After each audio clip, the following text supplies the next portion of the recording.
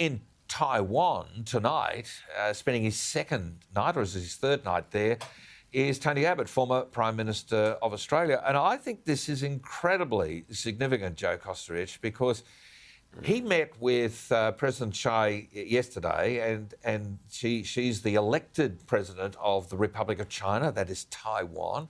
Former Australian Prime Minister meeting face-to-face with her.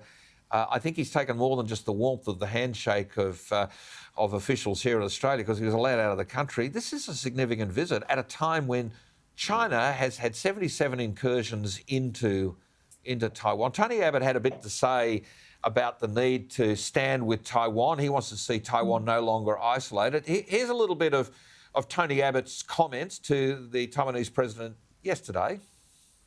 Perhaps in recent times, countries like Australia have overemphasised fostering democracy in places where it has never taken root, and underemphasised protecting democracy in places where it has.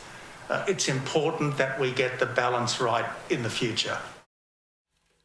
I mean, Joe Costa-Rich, I'm a very big supporter of Taiwan. I have no animosity to the Beijing officials, although I'm not certain that may be their view of me these days. But Tony Abbott going to Taiwan is a significant step in the right direction, I think, for Australia.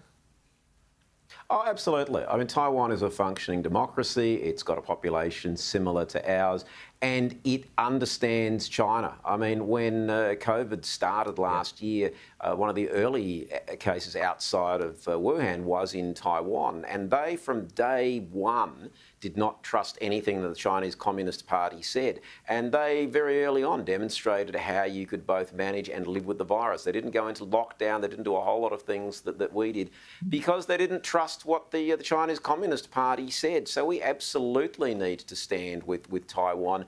And, also the World Health Organization would not allow Taiwan into a lot of the discussions because they also take their orders from mainland China. So I think it's really time for countries like ourselves and probably, neighbours like Japan and India to stand with Taiwan and essentially tell the Chinese communists that, they can do what they want to a degree, obviously within their own sort of confines, but no, they don't control Taiwan. They have no rights to control Taiwan. It is a free country, and that we absolutely support freedom for the people of Taiwan, and, they probably support it for us. They're probably more free than we are at the moment.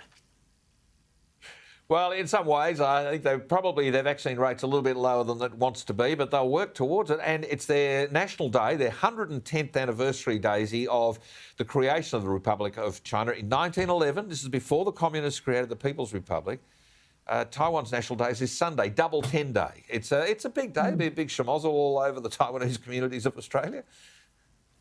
Yeah, look, what a fascinating history China and Taiwan have. I mean, I'm not that familiar with it, so I've been enjoying tonight actually listening to all of this. How fascinating, indeed, what a fascinating place, and how completely fascinating that Tony Abbott got himself over there and said those wonderful words. I mean, that's what struck me, was what he said, that Australia's just spent too much time trying to foster democracy in place where it's just not taking root, and not enough time assisting and protecting democracies that already exist. And Taiwan in the future is really going to need all the help that it's going to get after the completely inept withdrawal from Afghanistan that the Biden administration did a couple of months ago. I mean, that will only have emboldened the CCP in what I'm sure will eventually, regrettably, be a military advance into Taiwan, because they know that the Americans just have dropped the ball. I mean, no one can rely on America to come in and fight back against these dictators anymore, thanks to Joe Biden. So Australia really needs to be making a show of support for Taiwan, and it should all be part of our strategy of standing up to China. We need to get in there and support Taiwan.